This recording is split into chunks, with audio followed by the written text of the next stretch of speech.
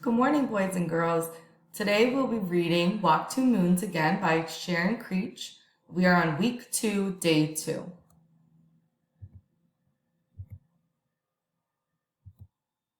So today we're going to be reading chapter 11. First, let's go over the vocabulary in the chapter. The first word is flinch. Flinch is a noun or a verb that means to move suddenly in pain or fear. You might flinch when you are getting a flu shot. We can add the verb suffixes without spelling change. Flinched or flinching. The second word is judge. Judge is a noun or a verb. The noun meaning is a person who works in the courts to decide cases. The verb meaning, though, can apply to everyone. It means to form opinions about. You should not judge a book by its cover. Watch for spelling changes with the verb suffixes, judged and judging. There is another noun form, judgment, which means the deciding of a judge.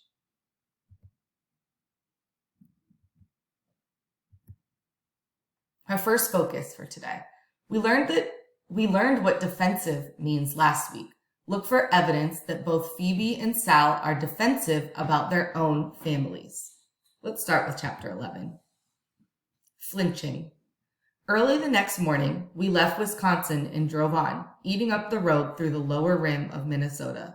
The land here was hilly and green, forests tucked in close beside the road, and the air smelled of pine. At last, Gramps said, "Some scenery. I love a place that has scenery. Don't you, Chickabiddy?" I had not said anything about what happened the day before, about being scared down to my very bones when I thought they had left me. I don't know what came over me. Ever since my mother left us that April day, I suspected that everyone was going to leave, one by one. I was glad to be able to go on with Phoebe's story, because when I was talking about Phoebe, I wasn't thinking about much else. "Did Phoebe get any more messages?" Graham asked. She did. The following Saturday, Phoebe and I were going to Mary Lou's again. As we left Phoebe's house, there on the front steps was another white envelope with a blue sheet of paper inside. The message was, "Everyone has his own agenda." Phoebe and I looked up and down the street. There was no sign of the message leaver. Mary Lou thought the messages, this one and the other one, were intriguing. "How exciting," she said. "I wish someone would leave me messages." Phoebe thought the messages were spooky. It was not the words that bothered her. Nothing too frightening there. It was the idea that someone was sneaking around and leaving them on her porch. She worried that someone was watching their house, waiting for the right moment to leave the message. Phoebe was a champion worrier. We tried to figure out what the message meant. "Okay," Phoebe said. "An agenda is a list of things to be discussed at a meeting. So maybe it's for your dad," I suggested. "Does he go to meetings?" "Well, I guess," Phoebe said. "He's ever so busy all day long." "Maybe it's from his boss," Mary Lou said. "Maybe your father hasn't been conducting his meetings very well." "My father is very organized," Phoebe said. "What about the other message?" Mary Lou said. "Don't judge a man until you've walked 2 moons in his moccasins." "I know what it means," I said. "I've heard it. My father use it. I'll use it lots of times. I used to imagine that there were 2 moons sitting in a pair of Indian shoes, but my father said it means that you shouldn't judge someone until you've walked in their moccasins, until you've been in their shoes, in their place." "And your father says this often?" Phoebe said. "I know what you're thinking," I said, "but my father isn't creeping around, leaving those messages. It isn't his handwriting." When Ben came into Mary Lou's room, she asked him what he thought it meant. He took a sheet of paper from her desk and quickly drew a cartoon. It was a little spooky, because what he drew was identical to what I used to imagine, a pair of Indian moccasins with 2 moons in them. "Maybe," Mary Lou said to Phoebe, "your father is being too quick to judge people at work. He needs to walk in their moccasins first." "My father does not judge too quickly," Phoebe said. "You don't have to get so defensive," Ben said. "I'm not getting defensive. I'm just telling you that my father does not judge too quickly." Later, we went to the drugstore. I thought it was going to be only me and Phoebe and Mary Lou going. But by the time we left the house, We had accumulated Tommy and Dougie as well. At the last minute, Ben said he was coming too. I don't know how you can stand it, Phoebe said to Mary Lou. Stand what? Phoebe pointed to Tommy and Dougie, who were running around like wound-up toys, making airplane noises and train noises and zooming in between us and then running up ahead and falling over each other and crying and then leaping back up again, socking each other, and chasing after bumblebees. I'm used to it, Mary Lou said. My brothers are always doing beef brain things. Ben walked right behind me all the way, which made me nervous. I kept turning around to see what he was doing back there, but he was just strolling along, smiling.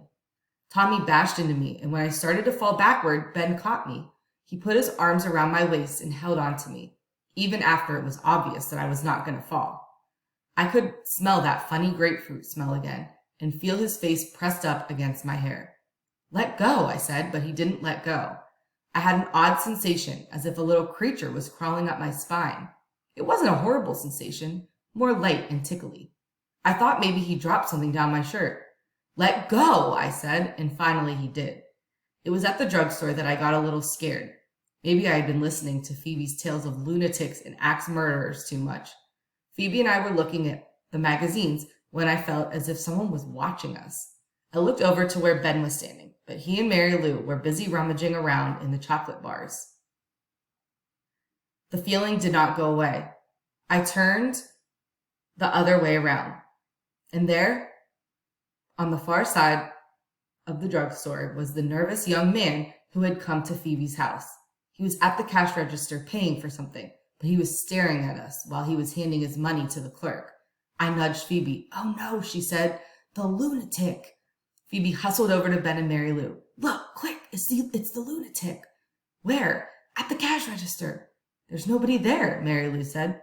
Honest, he was there, Phoebe said. I swear he was. Ask Sal. He was there, I said. Later, when we had left Mary Lou and were on our way to Phoebe's house, we heard someone running up behind us. Phoebe thought we were doomed. If we get our heads bashed in and that lunatic leaves us here on the sidewalk, she said. I felt a hand on my shoulder. I opened my mouth to scream, but nothing came out. My brain was saying, scream, scream, but my voice was completely shut off. It was Ben. He said, did I scare you? That wasn't very funny, Phoebe said. I'll walk home with you, he said. Just in case there are any lunatics around. He had difficulty saying lunatic. On the way to Phoebe's house, Ben said some odd things. First, he said, maybe you shouldn't call him a lunatic. And why not? Phoebe said. Because a lunatic it sounds like, oh, never mind. He would not explain, and he seemed embarrassed to have mentioned this in the first place. Then he said to me, don't people touch each other at your house? What's that supposed to mean? I just wondered, he said. You flinch every time someone touches you. I do not. You do. He touched my arm. I have to admit, my instinct was to flinch, but I caught myself. I pretended not to notice that his hand was resting there on my arm. That creature tickling my spine was back. He said, like a doctor examining a patient. He removed his hand. Where's your mother? I had not mentioned my mother to anyone, not even Phoebe, except for the only time Phoebe had asked about her, and I had only said she didn't live with us. Ben said, I saw your father once, but I've never seen your mother. Where is she? She's in Idaho, Lewiston, Idaho. What's she doing there? Ben said. I don't really feel like saying. It didn't occur to me to ask him where his mother was. He touched my arm again. When I flinched, he said, Ha, gotcha. It bothered me, what he had said. It occurred to me that my father didn't hug me as much anymore, and that maybe I was starting to flinch whenever anyone touched me. I wasn't always like that. We used to be a hugging family. As I walked along with Ben and Phoebe, I remembered a time when I was 9 or 10. My mother crawled into bed with me and snuggled close and said, Let's build a raft and float away down a river. I used to think about that raft a lot, and I actually believed that one day we might build a raft and float away down a river together. But when she went to Lewiston, Idaho, she went alone. Ben touched Phoebe's arm. She flinched. Ha, he said. Gotcha. You're jumpy too, freebie. And that too bothered me. I'd already noticed how tense Phoebe's whole family seemed. How tidy, how respectable. How thumpingly stiff. Was I becoming like that? Why were they like that? A couple times I had seen Phoebe's mother try to touch Phoebe or Prudence or Mr. Winterbottom, but they all drew back from her. It was as if they had outgrown her. Had I been drawing away from my own mother? Did she have empty spaces left over? Was that why she left? When we reached Phoebe's driveway, Ben said, "I guess you're safe now. I guess I'll go." "Go ahead," Phoebe said. Mrs. Cadaver came screeching up to the curb in her yellow Volkswagen with her wild red witch hair flying all over the place. She waved at us and started pulling things out of the car and plopping them on the sidewalk. "Who's that?" Ben asked. "Mrs. Cadaver." "Cadaver? Like dead body?" "That's right." "Hi, Sal," Mrs. Cadaver called. She dumped a pile of lumpy bags on the sidewalk. Ben asked if she wanted any help. "My, you're very polite," Mrs. Cadaver said, flashing her wild gray eyes. "She scares me half to death," Phoebe said. "Don't go inside," she whispered to Ben. "Why not?" he said too loudly, because Mrs. Cadaver looked up and said, "What?" "Oh, nothing," Phoebe said. Mrs. Cadaver said, "Sal, do you want to come in?" "I was just going to Phoebe's," I said, glad for an excuse. Phoebe's mother came to her front door. "Phoebe, what are you doing? Are you coming in?" We left Ben. As we were going into Phoebe's house, we saw Ben lift something off the sidewalk. It was a shiny new axe. Phoebe's mother said, "Is that Mary Lou's brother? Why was he walking you home? Where's Mary Lou?" "I hate it when you ask me 3 questions in a row," Phoebe said. Through the window, we could see Ben lugging the axe up the front steps of Mrs. Cadaver's house. Phoebe called out, "Don't go in!" But when Mrs. Cadaver held the front door open, Ben disappeared. "Phoebe, what are you doing?" her mother asked. Then Phoebe pulled the envelope out of her pocket, the envelope containing the newest message. "I found this outside," Phoebe said. Mrs. Winterbottom opened the envelope carefully, as if it might contain a miniature bomb. "Oh, sweetie," she said, "who is it from? Who is it for? What does it mean?" Phoebe explained what an agenda it was. "I know what an agenda is, Phoebe. I don't like this at all. I want to know who is sending these." I was waiting for Phoebe to tell her about seeing the nervous young man at the drugstore, but Phoebe didn't mention it. A little later, we saw Ben leave Mrs. Cadaver's house. He appeared to be all in one piece. That day when I got home, my father was in the garage tinkering with the car. He was leaning over the engine, and I couldn't see his face at first. "Dad, what do you think it means if someone touches someone else and the person being touched flinches? Do you think it means that the person being touched is getting too stiff?" Dad turned around slowly. His eyes were red and puffy. I think he'd been crying. His hands and shirt were greasy, but when he hugged me, I didn't flinch.